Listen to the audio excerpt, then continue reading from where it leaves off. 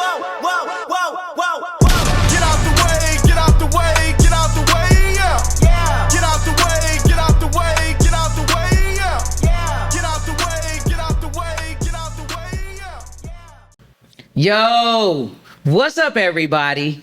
It's the One Successful Failure podcast, and you already know right now you're rocking with your girl Trip. But today we have a special guest. We got a legend.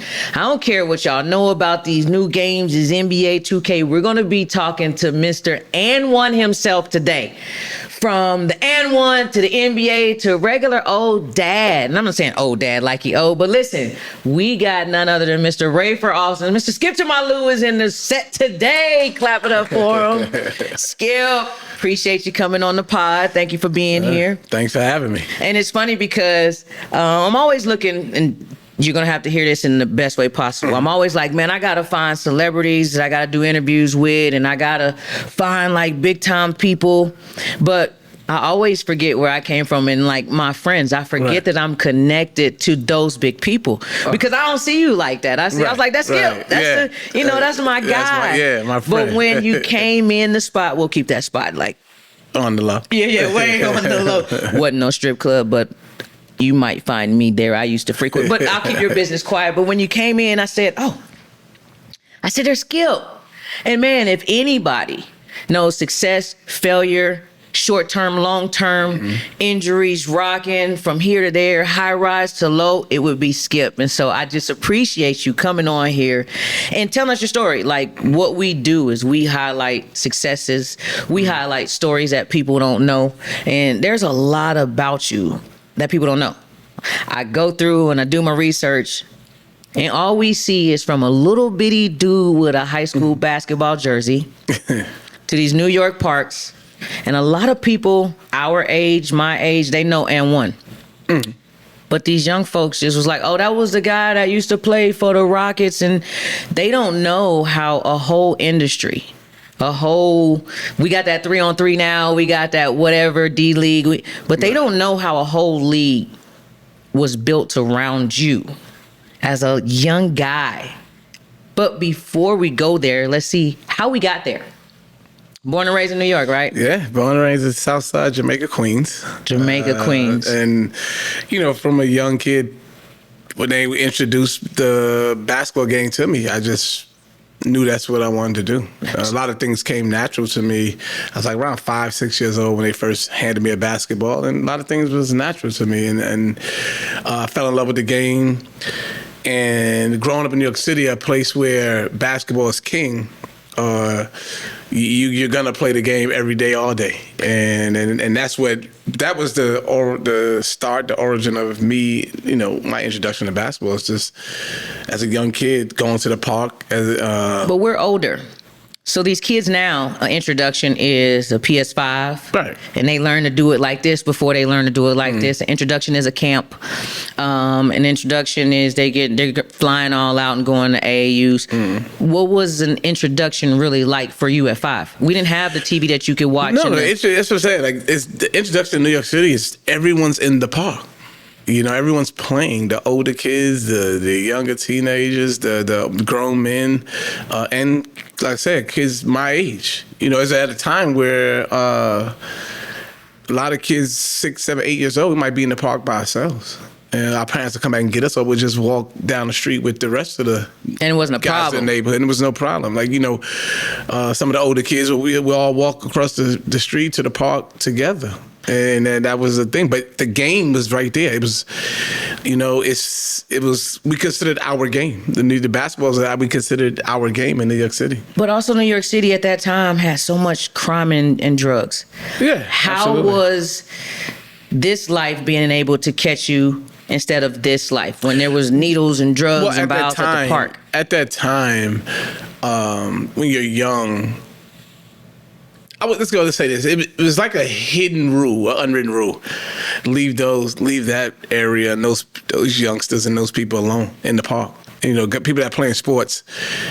It was like an unwritten rule to stay away from them and for us to stay away from that. So like in war, you can't blow up hospitals and churches. Well, So for We what don't know y'all that now. Nowadays they do it. Yeah, they don't give a shit. Nowadays, Ain't no rules. You blow up anything and everything out there. But back then, yes, there was the unwritten rule. Some people and things are off limit. And who enforced the rules? athletes- Like the OGs Well, or the? you know what? It didn't have to be enforced.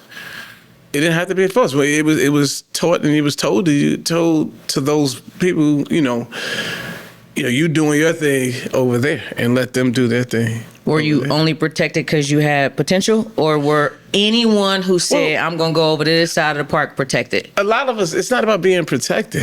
It's about understanding. You understood what not to do and what get into at that time or at that age.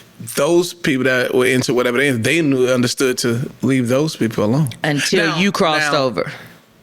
At a certain age, a lot of us, my friends and I, as we got older, we may have tested the waters, So things happen, you get older. It's like, we used to call it, you graduated from one thing to the next. It's not just in school, you're graduating from one grade to the next. It's even in life, even in the neighborhood. Even in the streets. Yeah, you graduate from, in your neighborhood, you graduate from one thing to the next to the next. So,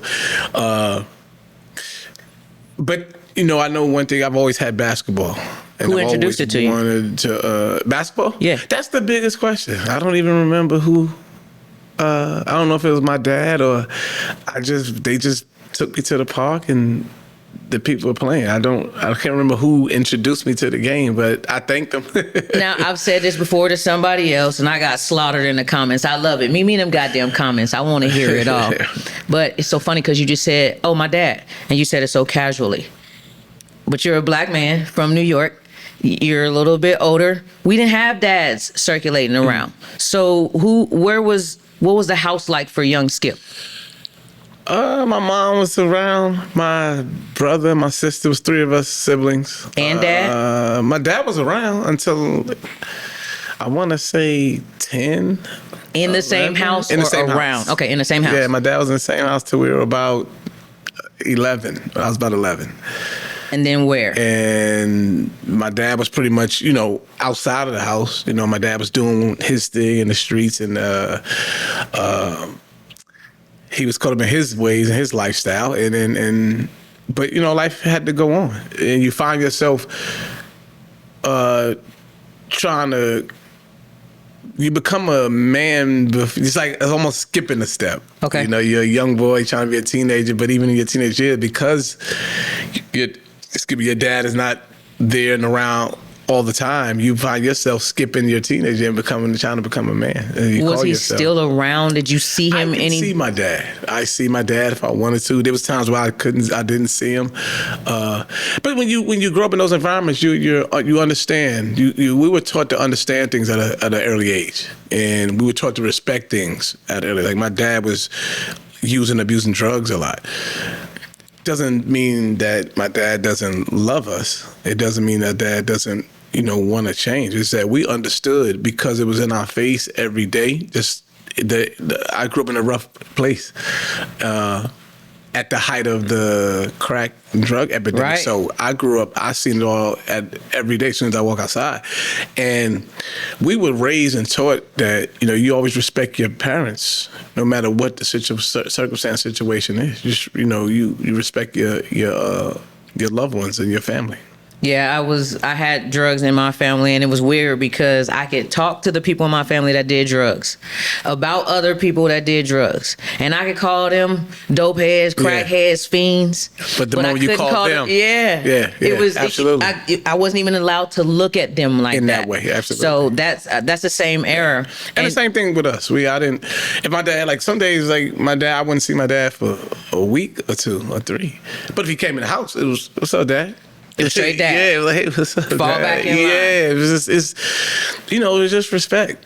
And I think what helps is the people in the neighborhood who are in and around the environment or going through the same thing.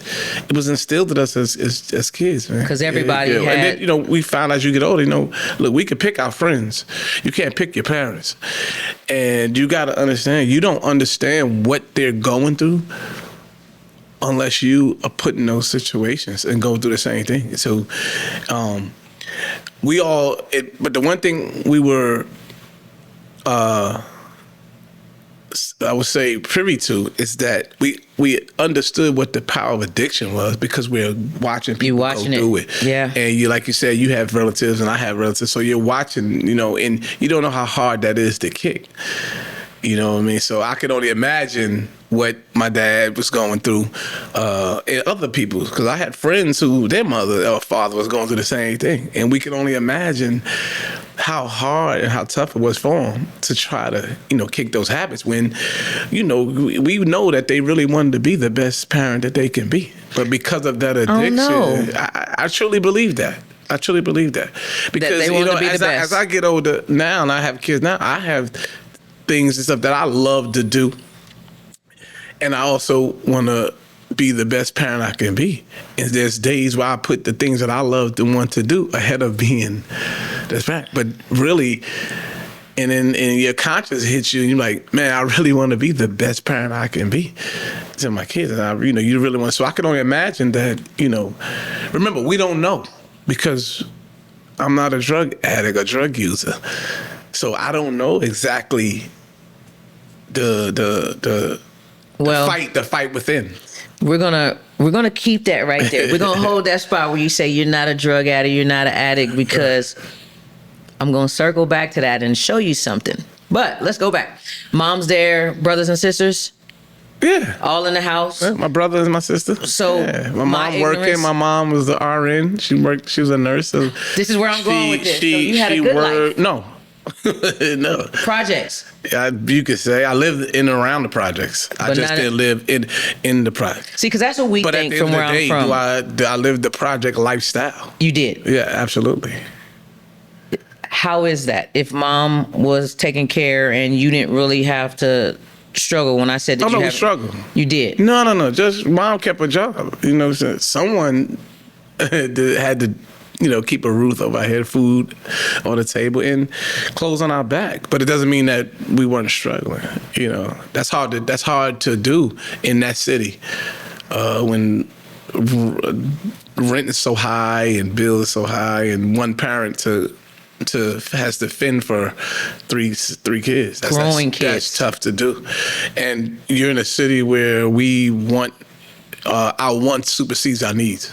I'll say that. So we want to find the things in life, and for one parent to try to provide that for three kids, putting the style clothes on, sending them to basketball tournaments, and whatever we wanted to do. So that's hard for a parent to do.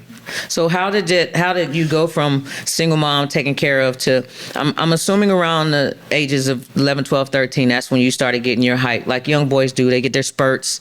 You've been going to the park since you're 6. So you got my growth spurt happened when I was 15.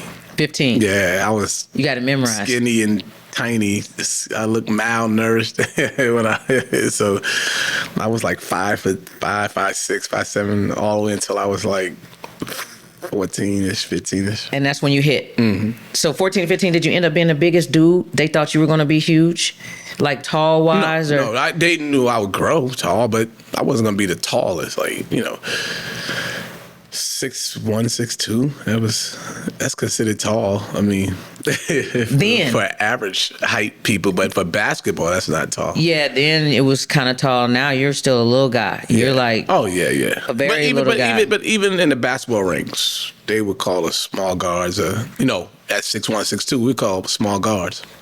So in New York, from what I know and what I've seen and from what we see about sports and all that, most kids go, there's not like, I'm from Oklahoma. We go to regular high schools. We dream to go to middle school, elementary, junior high, whatever you call it, in a regular high school. And majority of y'all went to these, what do y'all call them, preparatory academies, or no, not the majority of us.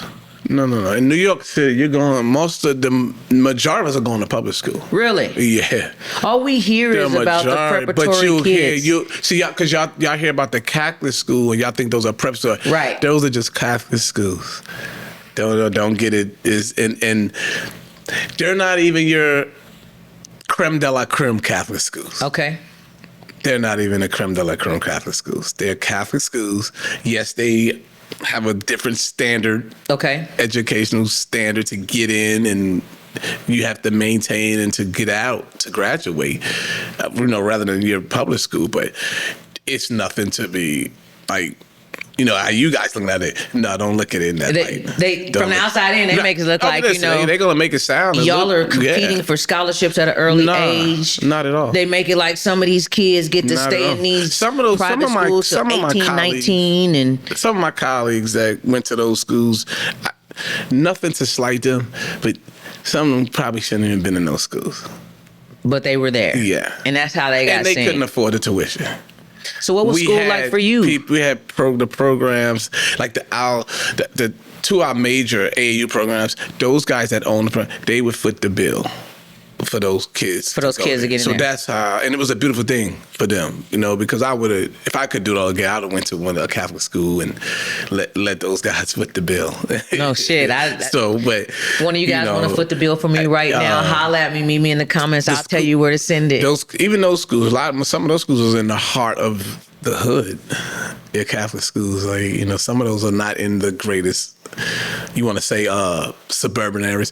My public school is in a better area. I went to Cardozo High School in Bayside, Queens. That's considered suburbs to where I'm growing up at in Southside Jamaica.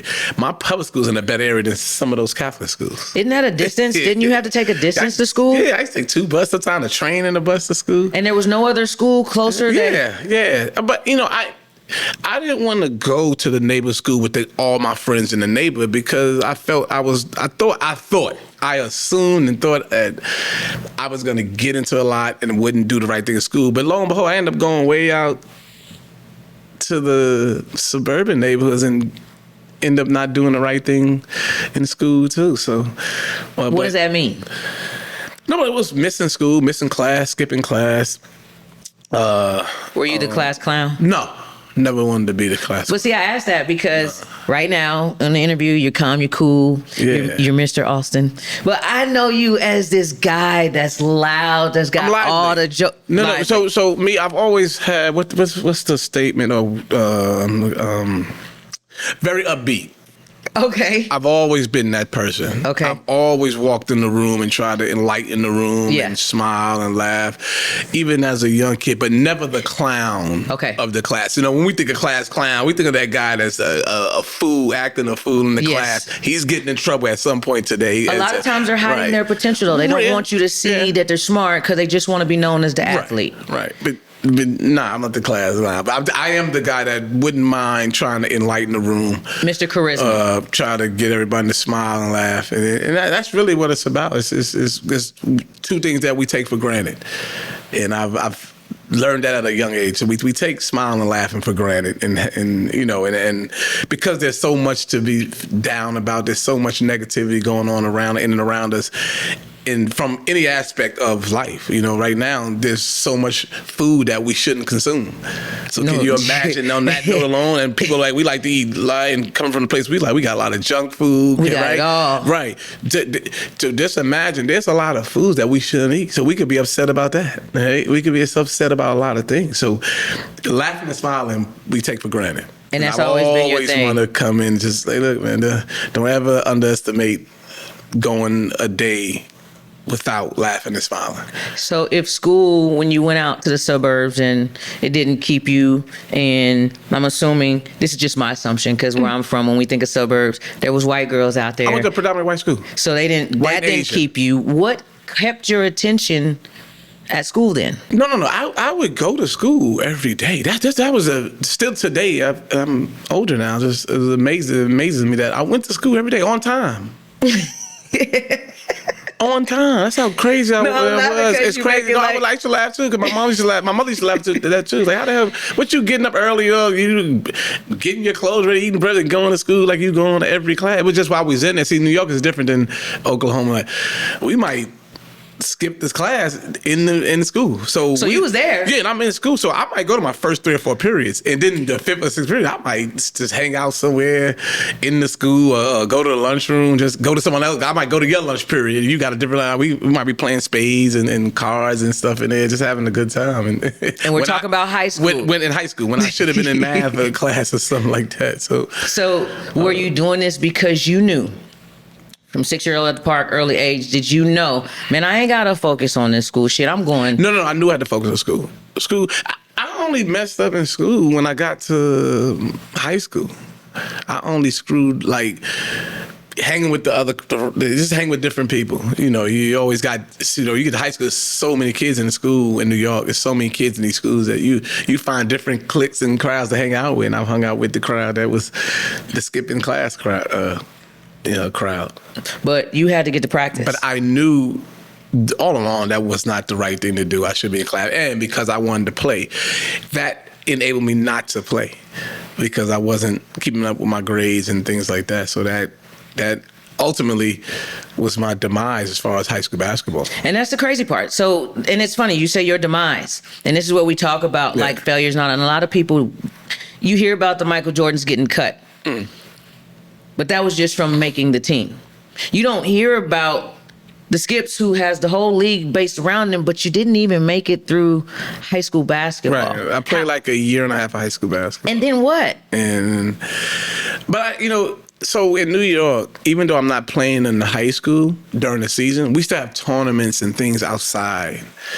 So I was still playing a lot of basketball. I was just playing in maybe a local tournament or two outside of school.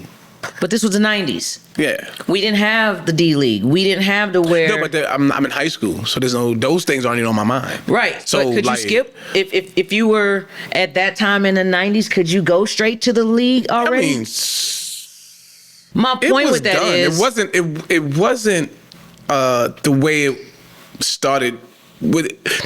Early 90s, it wasn't being done like that. It wasn't until the mid 90s you had that wave of people trying to skip college and go to the NBA. Because what I don't understand is if your high school basketball is out, you're not maintaining the grades. And I understand the park is where the homies is, and you wanted that competition, but it used to be high school, then college. Yeah, absolutely. And if you weren't in high school, what were you still playing for? No, you said no, but that's the thing. We all still understood that there's still a path for you, that all is not lost.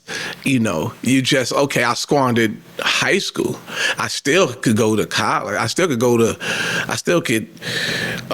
get this together and go, which I'd end up doing, going to a junior college. And then ultimately playing Division I basketball, and then ultimately getting drafted. So it's so many basketball minds around you in New York City. Like everywhere you turn, there's a basketball mind or someone that has helped someone or someone that's worked with someone that was in your shoes before that has done the same thing that you've done. So I'm not the first that didn't squander my high school, nor will I be the last. There was You're people the first doing that we hear about. It was people before me that was doing that, had better talent than me in New York City. That a lot of people have watched those guys squander their career, and they, we classify them as a woulda, coulda, shoulda. Right. And so when I'm falling down them same path as those guys, there's people that around that, hey, look, man, this you can still do this, you can still do this, you can still, and you just, you keep listening to those people, and you keep trying to figure out what's the best path for you. And I think the best path for me was, if I didn't do it in high school, I could do it I can go to junior college, which was in the 90s, in the 80s, going to junior college, it was big. Playing junior college basketball was huge. It's like, you know what? A lot of universities come get those guys. The junior college guys, yeah. And nowadays it's not like that. But in those days, that was huge for a lot of schools. So was it the park that got you to junior college? Was it AAU? Nah, it's crazy because I would look. My game was my game, and a lot of people, they identify with my game as street ball, Rucker Park, but that was the furthest thing from the truth about my game. A lot of those guys that were, when I wasn't playing high school ball, that were getting recognition, we faced each other in AAU ball or in a tournament, and they felt the wrath of me. So it was in a lot of high school people that write up on high school, we call them scouts or whatever you want to call them. They knew and heard about me.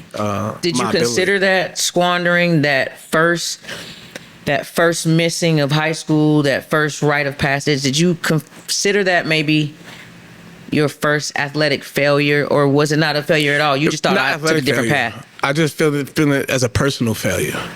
A personal failure. Yeah, I didn't think it was athletically a failure. I failed my teammates in high school. I failed them. If you want to say the athletic part, yeah, I failed them. I let them down. Absolutely. And I let myself down. But I didn't I'm looking at it as from a person, a character, you know what I'm saying? Just me, myself. Was I failing myself in that area? Absolutely. Absolutely. Not athletically. That was Rafer failing. Yeah, absolutely. And then Rafer said, you know what? I need to get my shit together because I can still do basketball and I'm a young dude. I don't want to do what they doing over there. Right. I want to do this right here, but it's still the 90s. I remember I was graduating in 97 and I had to put together a highlight tape. I had to go get all the VHSs and cut them, and it cost a lot of money at that time. So I'm trying to press the VCR myself and doing it. What was your saying, this is how they're going to see me? Since I didn't do it in high school and I'm not going to be on the state championship team, I'm going to make them feel me how? Well, I studied the game from, and that's the beauty of New York, is that I had so many people to study from, older than me. You have guys like Mark Jackson, Rod Strickland, Kenny Anderson, Kenny Smith. The list goes on. Yeah. Like, that's just to name a few. New York we was breeding have them. tons of guards that I could. You wouldn't shit if you wasn't a New York guard. I looked at that, and when I went off to the junior college, I knew that, you know what, I'm going to work extremely hard. And I knew, so when I went to the drink, I knew that this could be my, as far as athletically and career-wise, this could be it if I don't get it done in the classroom or on a court. So, and I knew I was going to work hard. I knew that I just needed to put on some weight, you know, and that's what I did. It was never no doubt about my game, no matter where I went to play. There was no doubt about my game. It's just to make sure that mentally, I was going to be able to deal with whatever comes my way. You know, if there's any turbulence there, am I able to deal with it? And that was really the thing. When it came to basketball, it was no doubt, no part of me that ever I had any fear, any doubts basketball-wise. Junior college or when I went to Fresno State. I just had that because I worked so hard on it. Right? So, the junior college, did you stay both the years? I went to Ventura Junior College first. So I went to Ventura Junior College first. Okay. We won the championship. I got MVP. I got in a situation with a teammate that transferred in after we won the championship. Okay. So basically, I don't even know you. You're new. You don't know me. You coming on my court, my home. So we end up getting into not even a major altercation. And then, to make a short story short, the head coach took his side of the story. And he wanted, so after that year, he wanted me gone. It just so happened that one of my games, I had 24.7 assists. Jerry Darkanian just took the job at Fresno State. He came to the game because the game I played that I had a 24.7 assists was playing against his son's school. That his son was coaching the other junior college that we played in. So he just came as a proud dad to watch the game. Recruit. Because he was trying to recruit the point guard who's my friend. We ended up being friends on the AN1 tour. He was playing for his son's team. Yeah. But I ended up having a 24.7 assists from your point guard is just a phenomenal game. We ended up winning the game, most importantly, and we ended up going. So that summer, he comes to New York. And he sees me on the playground, and he was talking to my high school coach, and he felt, you know what? I want you basically to come to Fresno State. But I had to finish my second year at the junior college, so I ended up transferring to Fresno City. It's crazy how you casually throw that in, how he was out at the park. And if we know him, it's a little white guy and out at the park, and what makes... Well, at that time... He's a huge figure. Remember, at this time, everyone loves UNLV. Everyone loves Jerry Tarkanian. Remember? Okay. So he was safe to come to the park. Listen, he could walk anywhere at that time, and he was just everyone to stop and see to it that they say hello to him and make sure he's all right. So he could walk. He walked there. It was in Rucker. We was in Rucker Park. And that's the funny thing. That's what I'm saying. A big figure like that coming to Rucker to look for players. Yeah. It was that crucial at Rucker, and you stood out to where this man's coming from Vegas. Yeah, but also he had a good relationship and rapport with my high school coach too. Coming from California. So, yeah, so that kind of played a little figure too. And then I guess he also remembered what I just did in junior college too. So he wasn't the only one. My first year in junior college, especially a lot of out west schools recruited me. USC's, Long Beach State's, you name it. Well, my first year in junior college, all of them were coming after me there. Because they didn't have point guards that was... You were like not flashy, but a flashy dude when it came to a point guard. All the other guys you named, the Kenny Smiths, the Mark Jacksons, they're so, not to say you're not, they were so fundamentally sound. And they were strictly, But they had it. No. There's one thing about growing up in New York. You're gonna show some flair and some passion of the game. You're gonna show, like, our thing was throwing the behind the back, between the leg, all that. We that's what we grow up, pride ourselves on, the playing out there is showing the flair of the game, and that's who we are, and that's who I guess we always will be that. From there. Do you ever think that was probably a detriment of yours at that time because people didn't see the super fundamentals, the jump stop, and the... Nah. You weren't a jump stop dude. You got to think about this in the basketball world. Is a lot of those, especially those still, because they were trying to fight the fact is they come to a place like New York to recruit us from what they see us do. Right. And then when you try to get there, they want you to be as fundamental or make it as if the game that they just came to recruit you, what they see is trash and disgusting. But really, how is that when that's what you saw me doing and that's what you came to see and you wanted me to come to your school because of what you saw me do out there? So at the end of the day, they were just trying to fight the film because they were trying to hold on to that coaching mantra of this is how it should be. This is and basketball. If you think about basketball now, all of a sudden, look what it's evolved to. You don't even see these people teaching someone to get into a triple threat position anymore, or you don't see that stuff anymore. It's not there.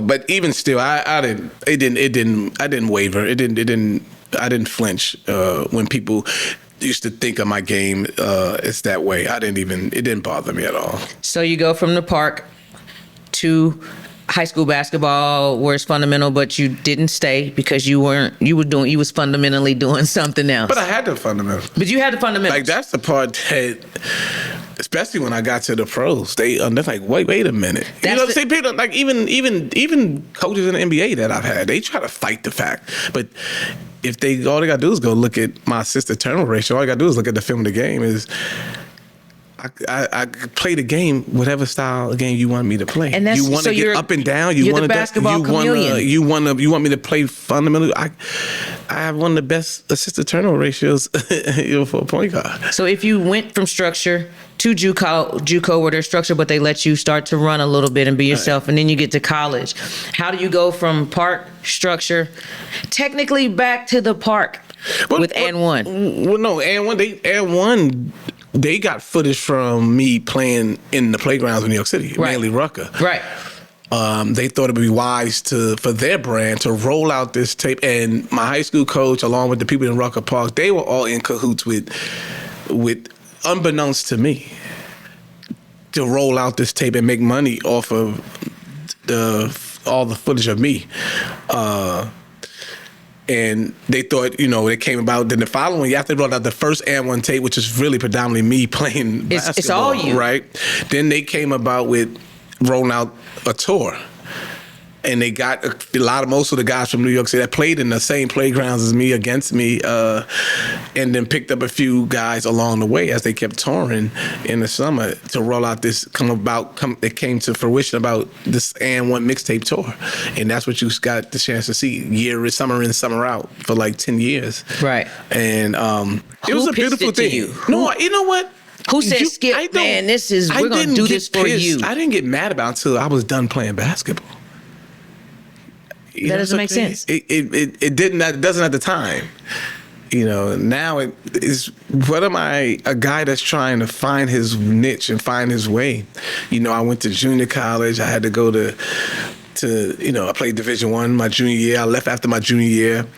I get drafted in the second round. And at that time, I got drafted in 1998, the second round. You had to make the team to get guaranteed money. You weren't getting guaranteed money. And the second round picks was getting, 220-some thousand. That was league minimum at the time? Yeah, something like that, right? So I'm sitting there like, I got too much to worry about and fight for than to worry about arguing with, these people. Not just that. You go back to our upbringing, and we were taught it's about how cruel and nasty people can be. Right. And my high school coach, but the guy at Rucker, to me, they're cruel and nasty people. If you decided that it was okay to roll out a tape and not talk to me and my mom, and as far as getting compensated for that.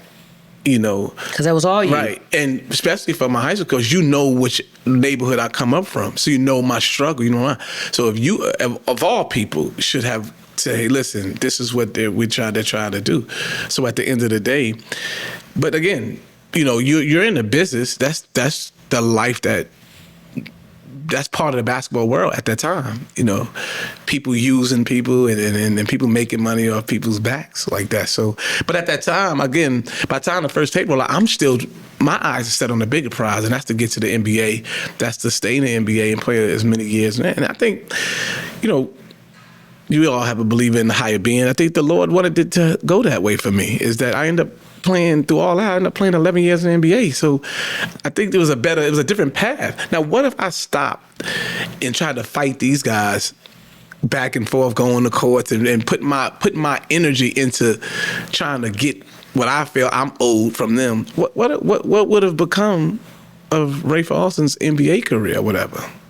But they built a whole brand around you. Like, they made a big deal about, this is Skip to Malou. How did Skip to Malou come about? Skip to Malou came about in Rucker Park. So in New York City, even when we were young kids, when you're playing a basketball team, there's somebody there with the microphone, somebody, or, people commentating. Yeah. Right. So when I was in Rucker Park, I did a skip move. I came down with a skip move, and I did this fancy pass to my teammate. He finished it with a dunk, and the commentator was like, man, ladies and gentlemen, we got a new nickname for him. That's Skip to Malou. My first nickname in the park was the Energizer. They used to call me like the Energizer Bunny, the Energizer battery. Because you're just going. Because I used to sub in the game, and I'm just going. Whoa, I'm weaving through everybody. I'm scoring a dish. So my first nickname was the Energizer Bunny. And so they took your name. Yeah. They used it. Mm. Do you not believe that because those tapes were circulating and you have this brand that you're not building, but somebody else is building for you as this street ball, Rucker Park, do you think that had anything to do with you being drafted in the second round, going to Milwaukee, and your career being more of a struggle than it should have been ease? No, the tapes were rolling out. They would get together on that kind of like before I even got to the NBA. Right. Do you think that because people were seeing those, they're seeing this street ball guy? And see, back then, street ball wasn't understood. It was like you said, a lot of the coaches wanted to prove that was trash because they thought that was going to take away from their jobs or their, the need for college basketball. Right. So they were trying to prove that we don't want that. We want this. Right. And the tapes were circulating around. You're in college. They're seeing what you're doing in college. But the NBA is like, is he going to get here and be that? Or is he going to get here and be this? So do you think those tapes circulating while you were playing had anything to do with where you went in the NBA? No. I went second round because I didn't particularly shoot the ball well in college. My team, we struggled. Yeah. In college at Fresno State. We went to NIT, and we were picked probably to at least be a Sweet 16 team coming into the year. And as a point guard, that weight is on your back. Yeah, and then sometimes really more off-court stuff. That's the only thing, but no, not because of those tapes. Now, were there some people that in the basketball community or world that look at that and say, yeah, absolutely. You're always going to have those people. Right? Them people still exist in the game today. Right? I wish they weed those people out of there and get those people out of there. But Those people exist today.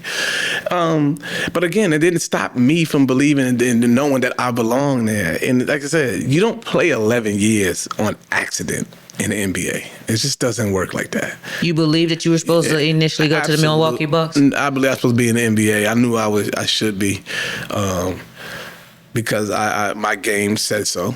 I've worked so hard to get there. And again, we all have a path that's laid out for us. Like I said, when they first put a basketball man as a youngster, and they would tell me about all the coaches, all the older guys. They said, "Man, a lot of things I did was not just a natural God-given thing." So that wasn't your drug. When I put the work ethic with it, it was just it's like almost a masterpiece there. So was that your drug? That's why I said we was gonna circle back around. And you said Dad struggled with drugs, and a lot of people say addiction is in the genes. You know what? It's hard to say. Basketball, I love ball. I feel forever indebted to the game of basketball for the life that was awarded me. Right? You did that. Absolutely, but the game. I fell in love with a game that the game actually, because of all the reward, at the end of at the highest level. That a lot of those men that playing professional, that gone as far as financially, and the life it could give you, the game, that game it's a phenomenal game for that. However, yes, I'm addicted to basketball. Yeah, like, I watch it all day today. I watch it all day every day. I stay up to 1, 2 in the morning watching the out west games in the last game. Why? What are you chasing? I just love the game, and I respect the guys that are chasing what I was able to accomplish and what I was able to play. I understand that fight. I understand that dream. And see, for me, it's so wonderful because I played on the East Coast and I went to college on the West Coast. So I've met a lot of guys that out there in the West Coast, California, Oregon, Washington, the state of Washington, you name it, man. So I've met so many people along my way that, and I understand that grind, that journey, that sacrifice. That's why I continue to watch so much and be around it. I coach it. I coach the youth kids. One of my sons is playing right now, 15. It's just, like I said, that's why I'm so indebted to the game. And here's the thing, too. But I think back about it, it's like, where would I be without the game? Well, where would I be without the game? So when I think back from my childhood all the way to now, it's like, man, the game saved my life. And that's why every day, I can't wait to go watch the game. I don't care if there's little kids playing and adults, and it's respect for the game, and that's why I do it. But I know what the game has done for me, and that's why I can't get away from it. So we've talked about the great things that the game has done for you. We haven't even gotten deep into the career and how you've been able to be international when you came here with us, the Rockets, and I love any team I'm home of. But let's back up a little bit. From New York, you're a good-looking guy. You've always been a good-looking guy. I look at the pictures. You got the charisma. You got the smile. I don't know if she's flattering me or not, y'all. I'm setting you up is what I'm doing. I'm setting you up. You went to these suburban schools. Yeah. You got the athleticism, and everybody knows where that leads. Right. You even said it was white girls and Asians out there. Yeah. I scrubbed the internet. I looked. How did you skip the baby mama? You're a black man. How did you stay focused? Oh, I didn't say I was focused. I didn't say that. I never said that. It's hard for me to stay focused, and it's tough. And for any young man, especially coming from where you come from, and again, remember I said before how your wants supersede your needs and everything. You want when you get to that point, like you making millions of dollars, you still want to find the things like, because you come from a place where you didn't have that at all. And and you give a young kid from that environment that type of money, it's hard. It's hard to stay focused. It's hard. For me, it was. Now, the next person to each his own. He probably can stay focused. He might have a better supporting cast around him, support system. You know what I'm saying? So it's not easy. Are those it's hard because you got women coming at you from every direction, every angle.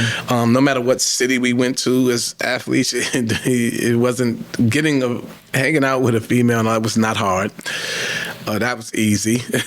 But I think for a lot of us, I might say myself, saying no is hard.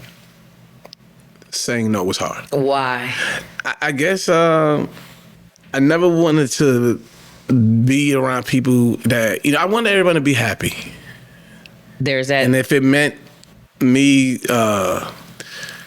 sacrificing what I would classify as well-being or my sleep or,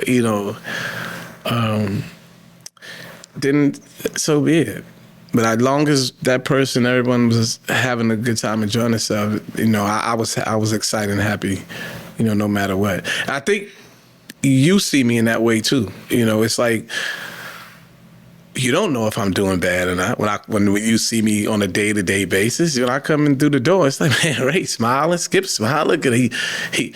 I talk to people I don't even know. I always say that you're running for mayor. Every place that you run into. Yeah, it's just as long as we're happy. Because, like I said, I grew up in an environment, in a place where I've seen the worst of times and the worst of people.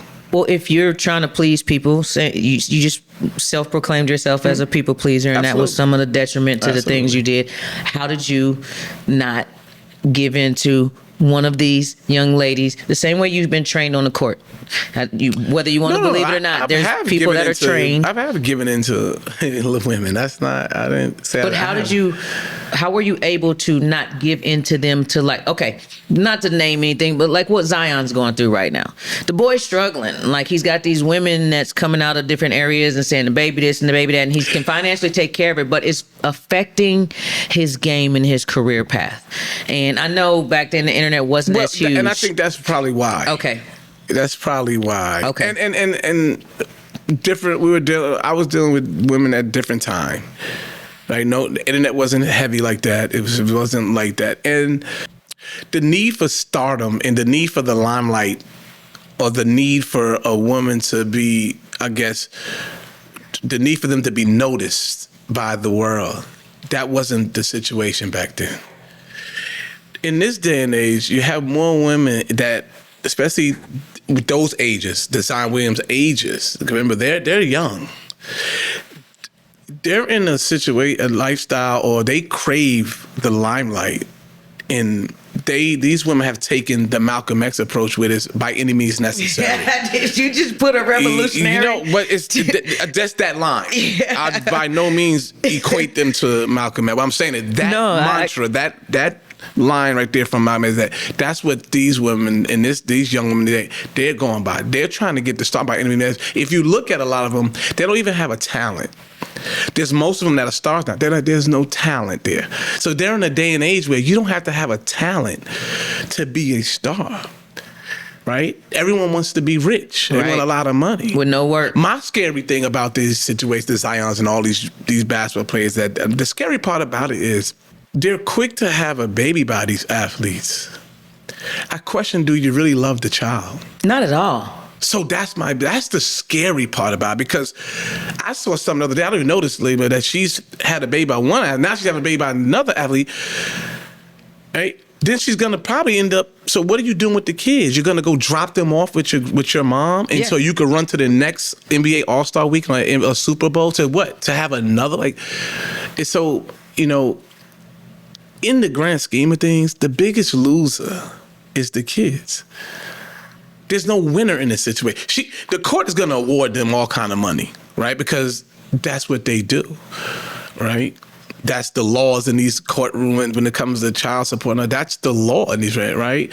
And then also the court system doesn't have a heart for the athlete or the entertainer or the person that's making millions and millions of dollars, right?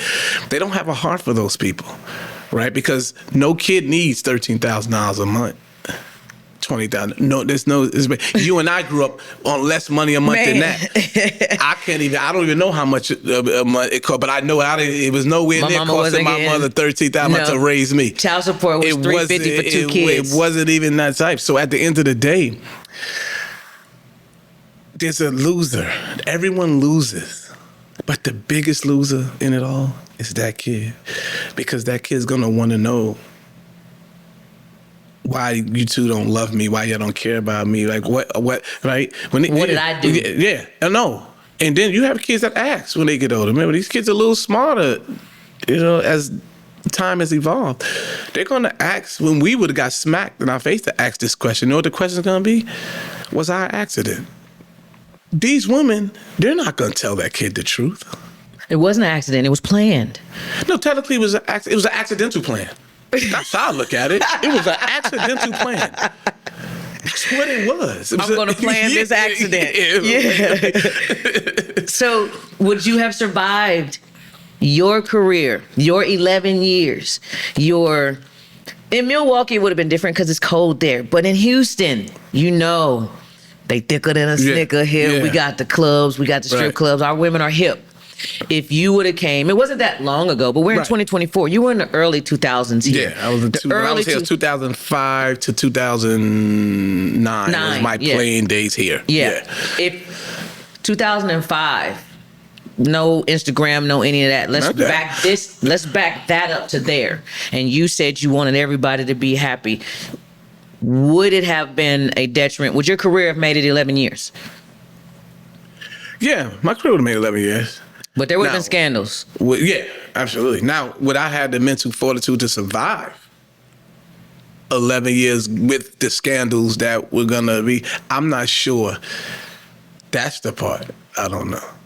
See, the career would probably end up having to be 11 years because you gotta have to stay in 11 years to make the money. For all them kids. So at the end of the day, you gotta do. So I would have stayed. I would do whatever I do to stay. But mentally, and see, that's the part that people are not looking at when you mention these athletes. Is the mental part of them. That's what's the mental fortitude and grind is taking a hit. That's what I'm saying. I look at him on the sidelines. I'm looking at his scoring and in his face. Yeah, but I mean, he's still gonna put the numbers up because remember that's something we've been doing. It's like tying your shoe.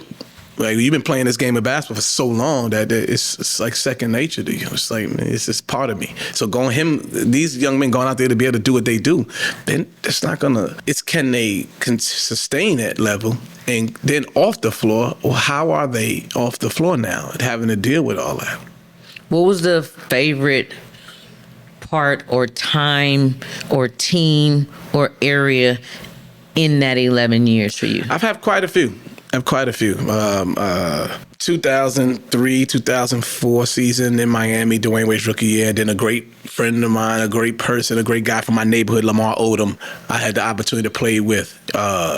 That was a special team. And we coming into the season, we were picked to finish last. Yeah, y'all, they had no faith in you all. No, and the new kids, y'all bringing in Dwayne and a lot of Skip us were on 1 year. A lot of us were on 1 year deals, and it was just that if you put all the names at that time on that roster together, I understand why they looked at it. But then we end up being one of the top 8 teams standing. And y'all all turn into big names. Yeah, we end up losing in the second round of playoffs to the Indiana Pacers. So that team stands out to me.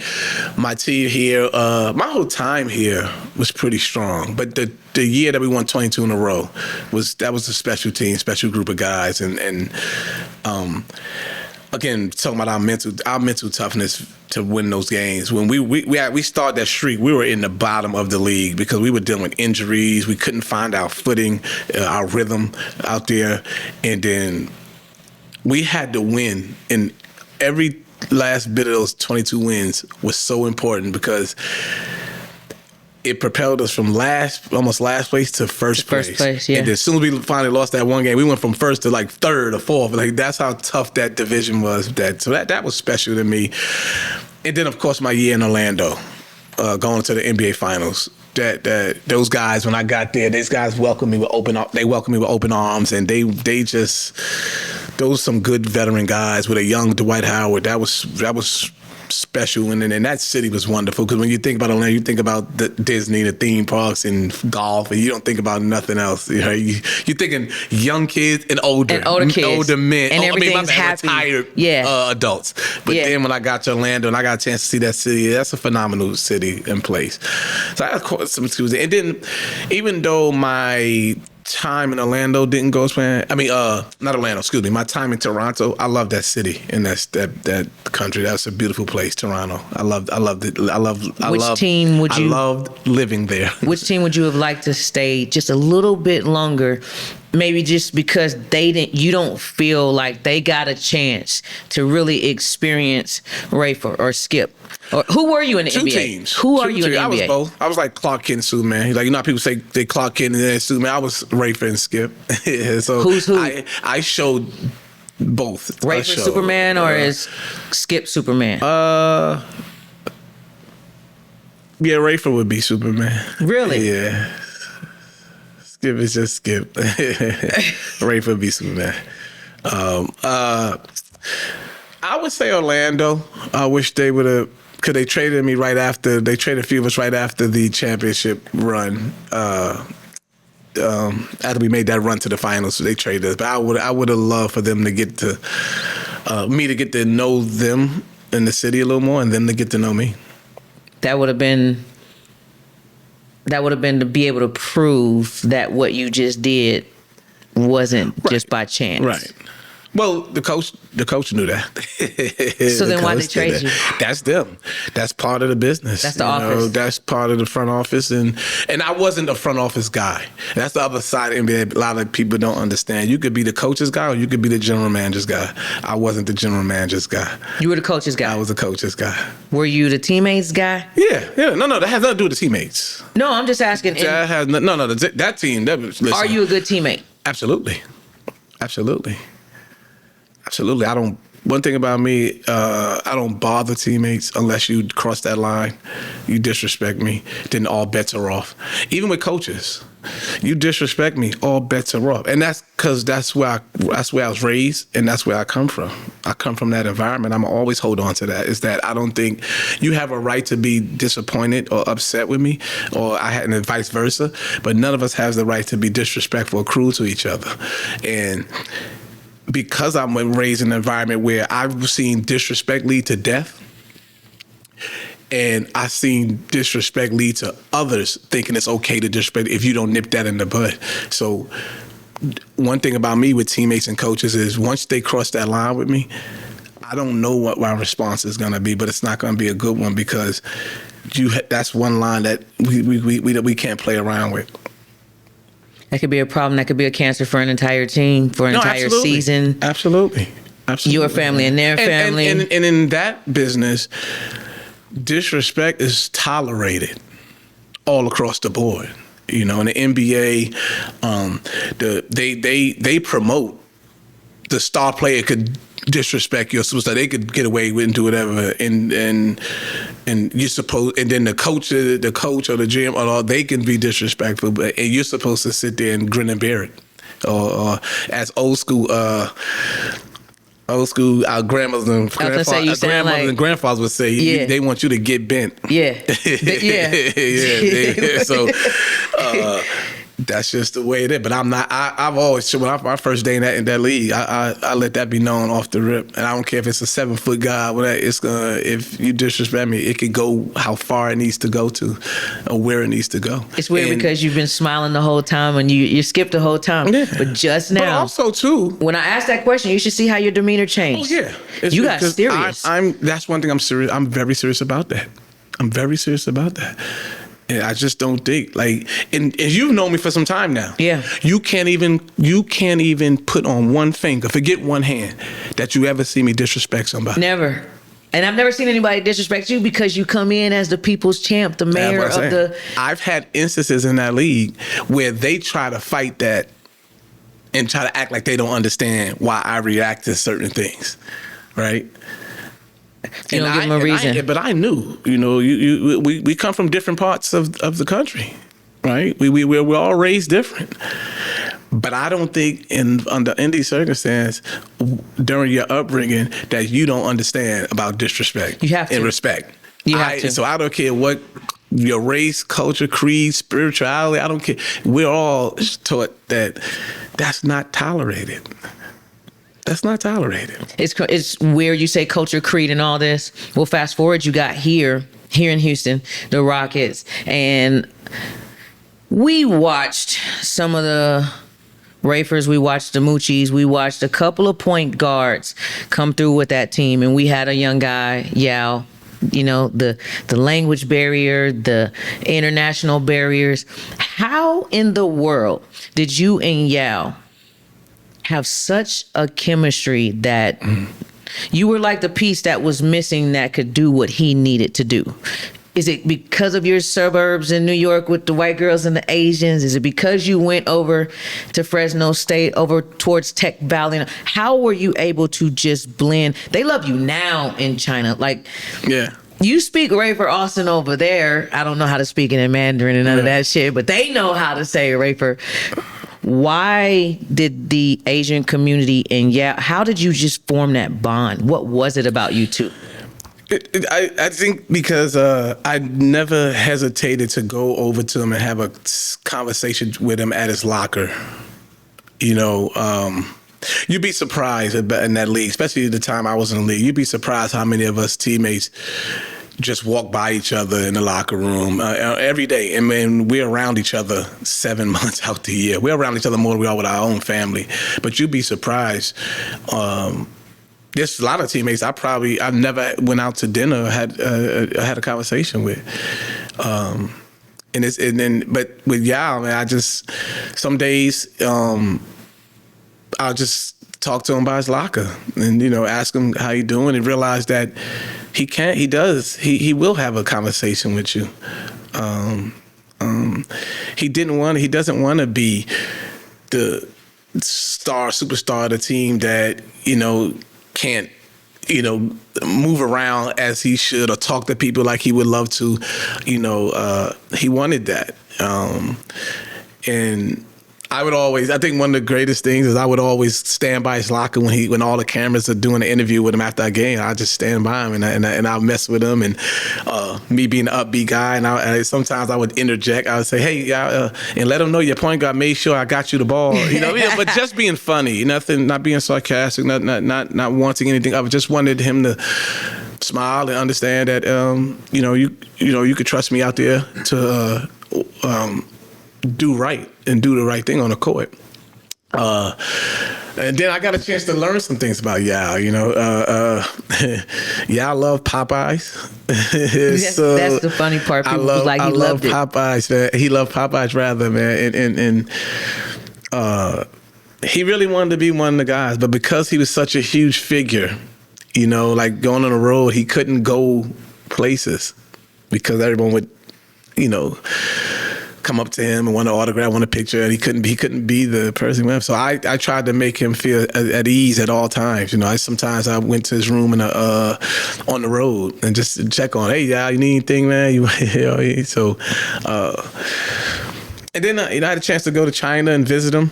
And he laid the red carpet out for me, and one of the greatest feelings in the world is when he told a lot of people in China that, you know, who's his friend on the team, and he told them Rafer. So when I went to China, man, everyone loved me for that. And he's like, man, Yao, and they told me that. Yao speaks so highly of you. And I said, you know, I speak so highly of him. A great human being. And one thing, I admired Yao, and you know, people didn't know that. And I admired him in every day because if practice started at 11, Yao Ming was in the gym at 9 o'clock working on his game. And Yao would stay late and work on his game. I admired that about Yao, man. He kept me working hard and like never skip a beat. Like I would get to practice at 10 every day. Practice started, I'm there at 10 and I start lifting weights or working on my game. And he had already been there an hour. He would already be in there. I couldn't beat him to practice at 9 though. I couldn't beat Yao. It's weird because if you think about it, coming from in the 90s, 97, 98, coming from New York way to the West Coast, although it's in the United States, to a certain extent, you were a Yao. Because the East Coast and the West Coast was so different at that time. Yeah. I always told people I was bi-coastal. Yeah. I tell people all the time. I said, man, East, West, you know. But I was able to adapt. You know, and that's the beauty of growing up in the environment in New York City with so many cultures and so many different walks of life, is that I was able to adapt everywhere I went. It's just, I've even spent time in Idaho. Yeah. For what? I was in the CBA. The year I got drafted was a lockout year. So I went to the CBA team to stay in shape and play, and I was in Idaho. So there's no part of basketball you haven't done? Nah, not really. Well, coaching. Yeah, coaching. That's my next thing I'm shooting to do is to coach. Could be coaching college. That's my dream to coach in college. That's my next basketball dream. Your next basketball dream. That's 'cause I lived out my basketball dream is to go to NBA, but my next basketball dream is to coach in college basketball. JUCO, NAIA. Yep, any one of them. I love to do JUCO. It's for me because I've been there, and I could relate to the struggle and the grind of those young men trying to get out of there. Try to make it out of there. I understand. JUCO's a different world than Division I. It's a different world. And people don't understand that. To an extent, you're on your own. You're on your own. You got to work. But it's funny because you're on your own around people you would think would be there for you. But you're on your own. And you're usually somewhere out in a farm town. You're usually not around. But the good thing is you learn so much character because when those little towns you go to, especially like where I'm from in Oklahoma, we had southeastern Oklahoma. We had all these little places, but the town, you're damn near a celebrity. So the good thing about JUCO is you can make or break your career and right there. They're the community out in those towns. They'll make it home for you. They get you settled in and they teach you what benefits you can have. Right. But those small towns also show you if you mess up one time, this is what we could do to your entire career. Right, absolutely. And it's not that they did something to you. Remember, I always tell people that, like, even my journey, it's not about what someone, it's self-inflicted. So if you do something in that town, the key word is you did something to you. You did it. You did it. They didn't do it to you. But junior college always reveals you. I learned that too. It reveals the character and who you are because it tests you. It will test you, your toughness, your mental toughness. It's hard. It will test your character. It's a big test. It's hard. You gotta want it. It's gonna test your discipline, right? Because you gotta put in the work. And most of the time, you got to put the work in by yourself. With limited resources. I remember going to the weight room. I had to go to the weight room by myself. I went to a local. Back then, you had a lot of Gold's gyms and all these type, right? Yeah. A lot of these little places. So I would have the little city gyms. Yeah, the Y's, I used to go there and meet. I met somebody there to help me. They look, man, put on weight. The one thing I didn't need somebody to. I didn't need a coach at all to take me to the court. I go to court and I knew the things I had to work on. I work on my game. I run. Right. Sometimes I would do sprints by myself in the gym in college by myself. After I finished shooting the ball and working on my game and doing my little drills and stuff, I'll just sprint wall to wall. One thing about JUCO, it's going to test you. It also tests you.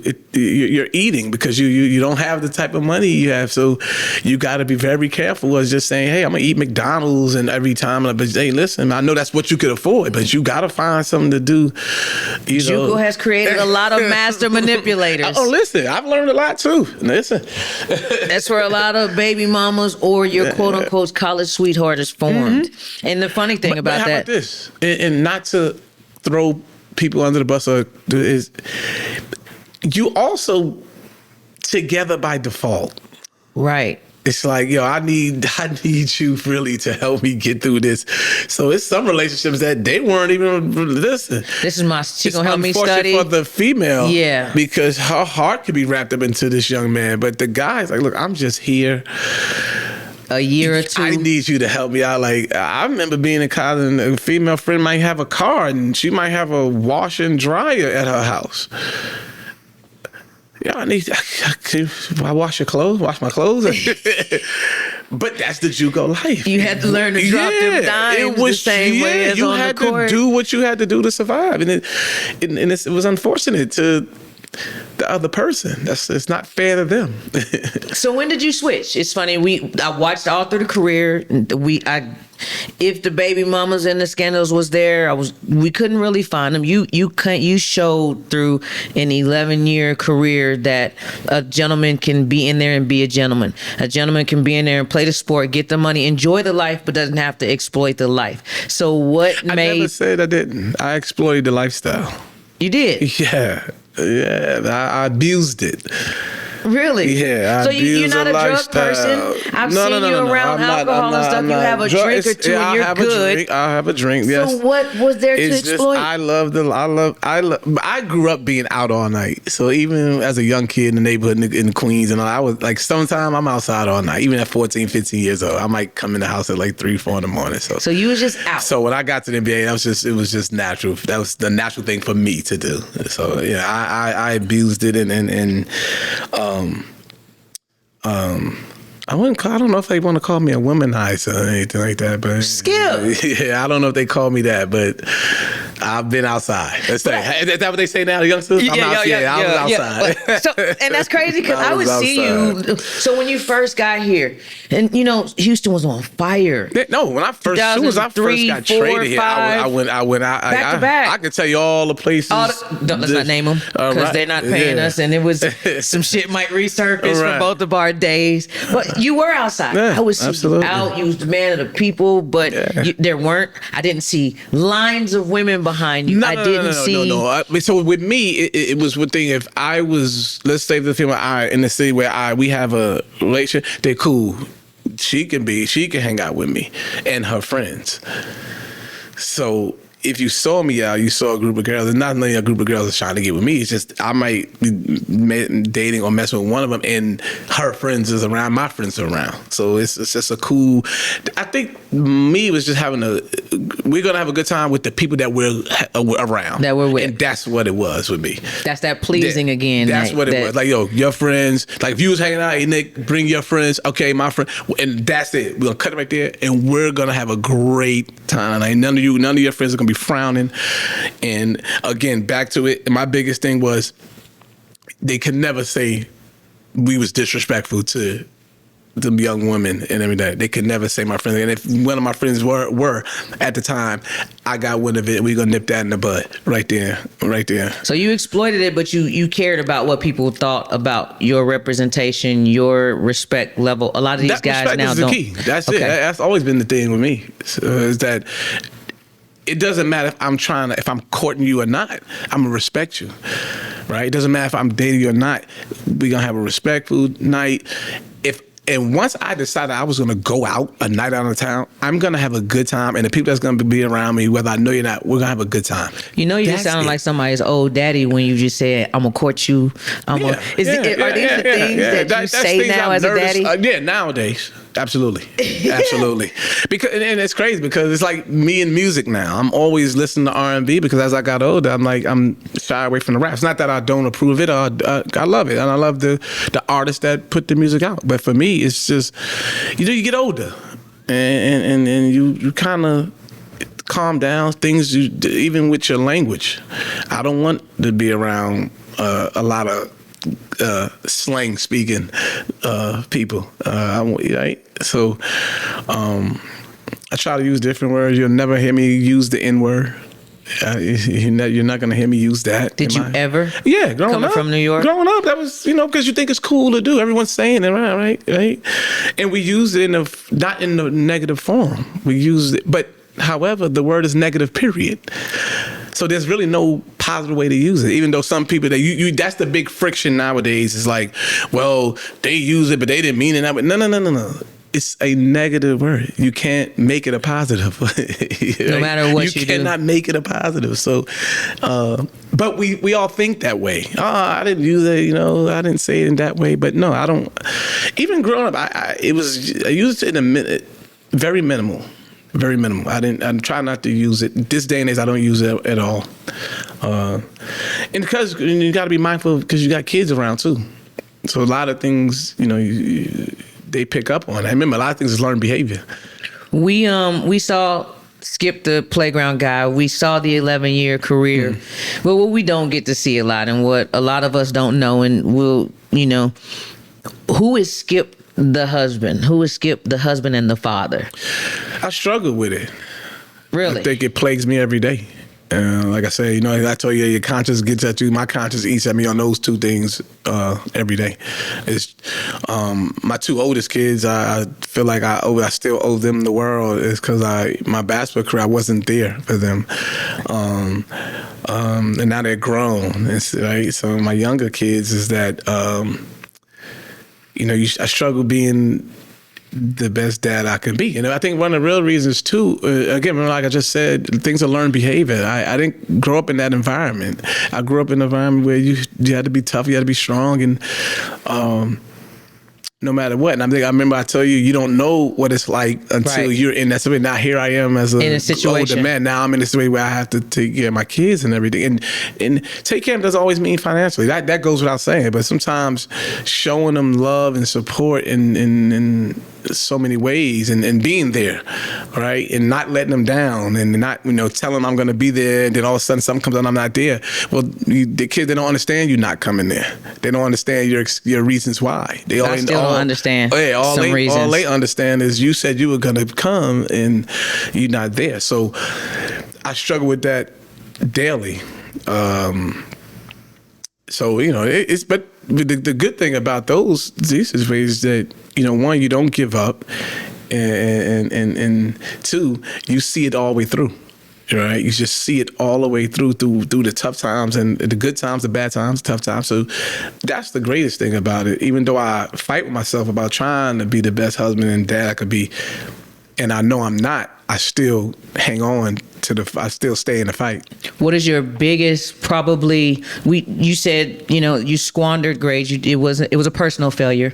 You talked about a few things in basketball that probably might have been a personal failure. What is your biggest personal failure as Rafer that we would probably never see or never know, but it probably fueled you to be who Rafer is now that we know? Biggest failure to Rafer? It could be anything. You know what? My biggest failure, I would say, is being even though I'm not my oldest, my parents' oldest sibling, not taking on that role and being a bigger, being a better brother to my siblings. Growing up, not because we all was into our own thing and into ourselves, that as time has passed, that we don't have that connection, that relationship that we have. And I think because of who I am, my person, I should have taken on a bigger role to get us to be the glue, right? To be that teammate that you've me because always over the been. years, every time I visit my sister, I go see my sister. When I'm looking at my sister, you almost want to apologize, because my sister's been through a lot, and I'm like, my bad. But I understand the reasons why, because I was trying to get myself back on track as far as school and ball. I was always gone. I was always traveling. I was always moving around. So, that's the only thing. And even with my brother, it's like, try to connect. So lately I've been trying to connect with my brother. We try to connect more. I went to New York not too long ago. I went to see him. I called him right away. Hey, I'll be in New York around this time. Hope you're around. We catch up. So I'm starting to do a lot more of those things. Oh, so it's actually those kind of calls like, hey, those this calls your brother. This call means a lot nowadays, man. Just call and check on people, man. You and I both probably have friends that we haven't spoken to in a while. And all of a sudden, somebody call, hey, something, he passed away. Hey, yeah, they gone. And then you realize, I missed that opportunity to call. So now I try not to miss these opportunities. Just even if they don't pick up, even if they don't respond back to the text, at least I know I'm doing my part to extend my hand to them. It's like, hey, man, hey, this your brother. This your friend. How is that your personal failure? Where were they? How did they not reach down to you and say, man, my baby brother might need me today. He way in the West Coast by himself. My baby brother got to go to the park. That's that part. They have to. That's their part of the story. They have to live with. That's the part they live with. I know that I live with my part, my doing, and that's why I say I like to rectify my own doing and shortcomings with my brother and sisters. It's like, as much as possible, let them know. I love them. I care about them. I know it feels like, even in the NBA, it feels like I abandoned them. But sometimes it's but like for instance, there's times in the NBA, the season's over, I start traveling around. I might go to Puerto Rico, I might go to Vegas, I might go to Bahamas, and then realize, oh snap, now I gotta go back to the season. Yeah, and I ain't even went home. Right. I mean, I might have went home just for a little bit and didn't spend the time. And it's like, it's nothing personal. Trust me, it's never a time they call, and if they need something, I'll send it. But I know spending time with them and hearing what they might have going on and what they're going through, that's very, very important. So how do you now, as Rafer the dad, how do you fix that failure through your children? You have 2 boys and a girl, just keep correct? Trying. With them. How do you get them to... I try to talk to them about my relationship with my siblings, that part of my relationship says that I don't want them to have. I want them to stay connected and always be able to tell each other what's going on, talk to each other, even reach out to your older siblings because they're about to be in their mid-20s. Right, so they have so much stuff there going on in their lives, and they're starting to have kids and stuff. So, but don't ever think you can't call your older siblings just to say hello and let them know what's going on. And that's what I want them. That's what all I try to do is keep talking to them about it and keep getting them to do so. As a father, whose job do you tell them it is? Do you tell your older children, yo, these are your baby brothers and sisters, you have to? Or do you tell the younger ones, yo, I know y'all think y'all the younger ones, but the older ones need to hear from you too. Who do you put the responsibility on? I don't put it on either. I just try to, obviously it could be the older ones because they're so much older than the young one, but I tell the young one, hey, call your older sister, call your older brother.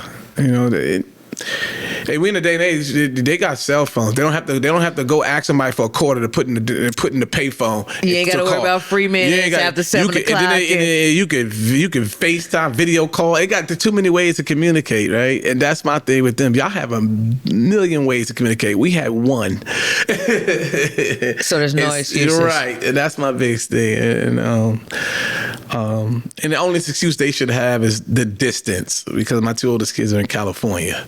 So that's the only excuse that the siblings should have is their distance. But other than that, there's no excuse. What do you want to see for Rafer, the old man? I know you said you want to coach college. Do you want to make a career out of that and you want to retire as one of the greatest coaches where people forget about your career? Do you want to do that to say that was another stepping stone? Do you want to be known as just the dad of a future NBA player? What do you want for old man Rafer? Just go on to be the best person that I can be. And that's all you can ask. I can't ask to be things that other people may think or perceive me to be. Just be the best human being that I could be and be the best dad I can be. And sometimes me personally being the best dad might not feel like it's the best dad to the kids. Man. But at the end of the day, I'm trying to do the best I can with what I'm working with as a human being. And with the example that was shown it's for what you. I'm working with as a person. Right. So, but I love to coach. And my thing with coaching is I just want to give them everything that I've received through my travels in the game from every level of basketball I played on. I don't care if it's the high school rank, the street ball, because they all meet, they all intertwine at some point. They all collide at some point. And that's why I just want to show those youngsters and to get them to understand that they all think the NBA is the ultimate reward, and I beg to differ. And I didn't realize until I retired, and I was like, you know what? The greatest thing was going to college through sports. And for some of us, I don't even know if I would have went to college if it wasn't for sports. For sports, yeah. For sports and going to college, because the chance of you making the NBA is slim to none. Right. Right, you have they said the percentages, you have a better chance of winning the Powerball. The lottery, yeah. So I'm telling you, but man, you can go to college and get your degree for free because on an athletic scholarship or academic scholarship, however you choose to do so. But I know one part of it. I know you could, like, I was able to go to Fresno State University on an athletic scholarship, man. Whereas I was on campus with a lot of people that they were paying for school, or it's expensive over there. They were taking out loans. Yeah. I'm sitting there like, wow. That they're still but paying. I get to get my degree for free. Yeah. Like, that's wild, because I'm like, man, for some of us, we might be the only ones in our family to go to college. Or you might only be the second one. You see what I'm saying? But I know one thing for sure, two things for certain. A lot of us, our parents can't afford to pay for that. And I'm not talking down about no one's finance. What I'm saying is, I know where a lot of us come from, that our parents do not want to give up that money that they have busted their behind for 50, 60 years already to give it to that school. My daddy They're told not me, trying to do that. You better figure it out or go to the military, because I ain't got no money for you. Tell you. And he made great money. But he didn't say he didn't have no money. He said, you better figure it out with them grades, them sports, or go to the military, because I don't have no money for you. For school. For the school. That's what I'm saying. Because it took him so long and worked so hard to get to the money that he already had. And whereas, even though we're his child, it's like, so I'm going to give up all of this that I just into this. I'm going to give it to this school, and like with no guarantees that you might you might do exactly what you did here and go and just barely. We're going. I know you guys. It's great because we were talking on the way in, and prior and past the 11-year career, it's great that you're one of the athletes that the team still reach back to, and they can I really mean that word, it's mutual, but they can use you to still promote the game, and they can still show one of the good guys. And earlier in this interview, you said you didn't get mad about the and one thing until afterwards.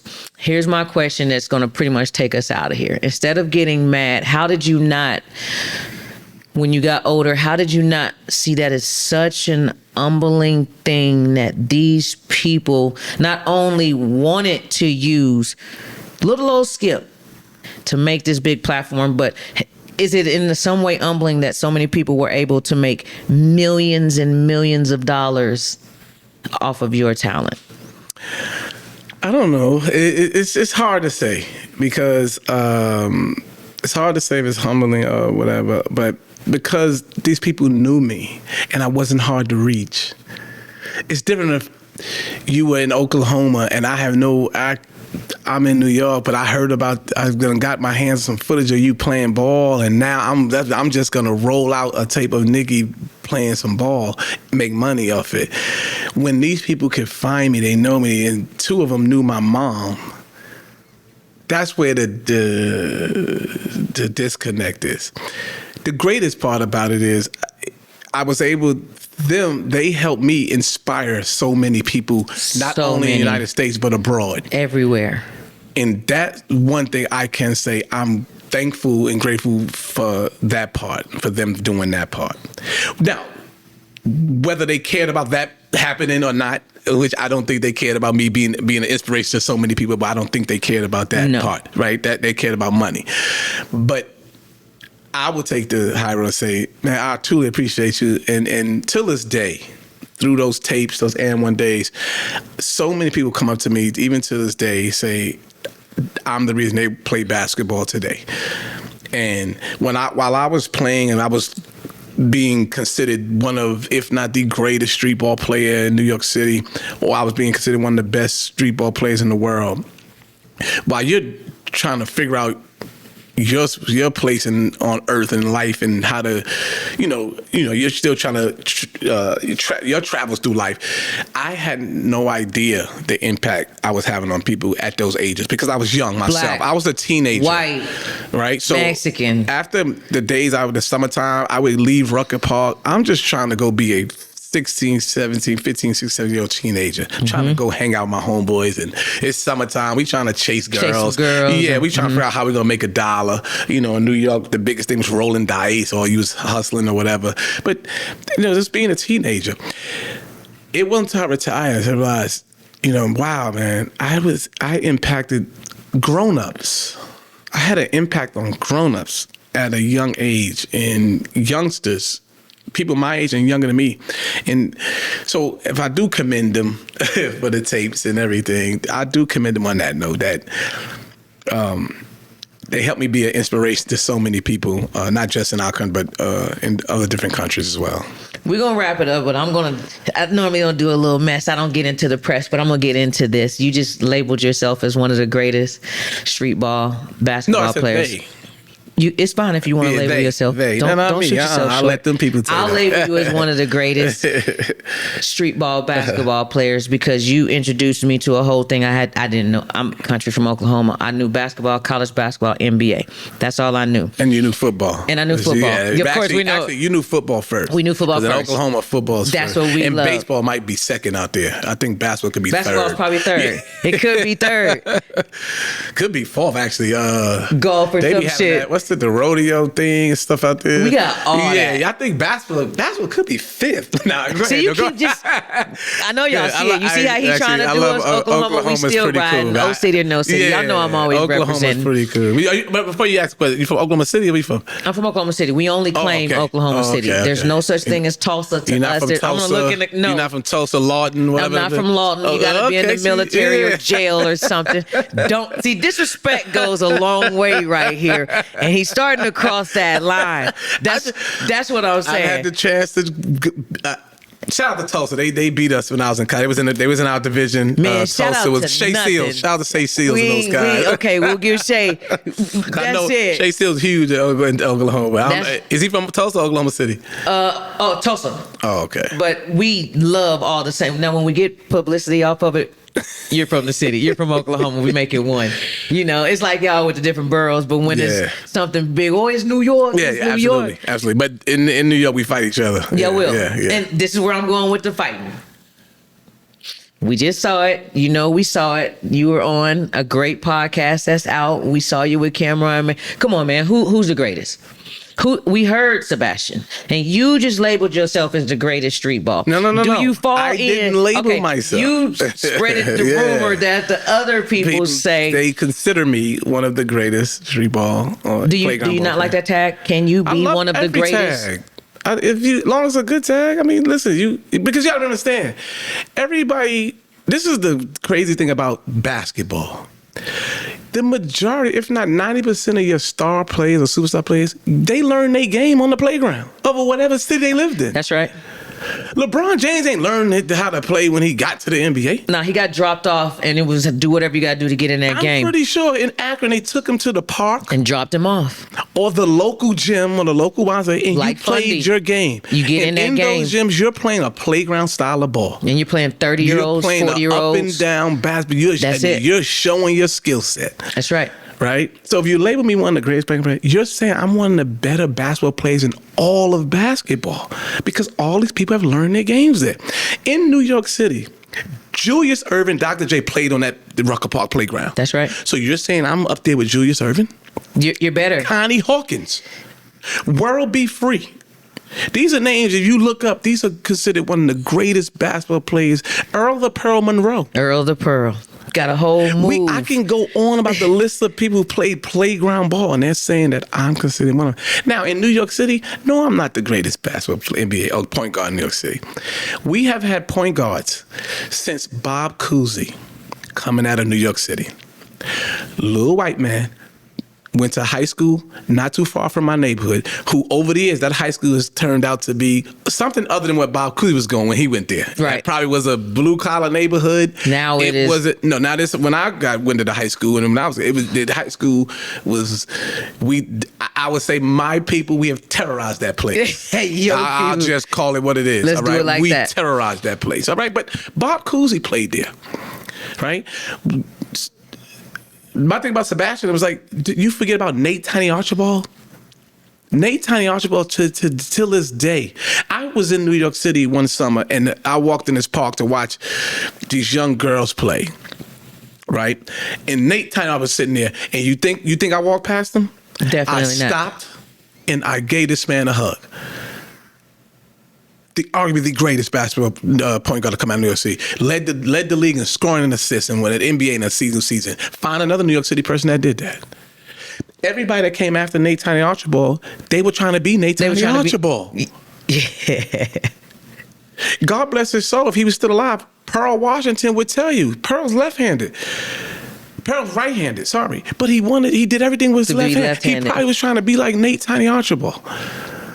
And so forth, so on. So my thing is, it's hard to say who's the greatest, because till this day, I tell people the greatest player to come out of New York City is Lou Alcindor, a.k.a. Kareem Abdul-Jabbar. And we can never figure that. He's still, and arguably, he's the greatest NBA player. Ever. Because it took all these years for somebody to break his scoring title. And they look lasted how he way had to longer. do it. That's right. He had to play over 20 seasons That's right. to do this.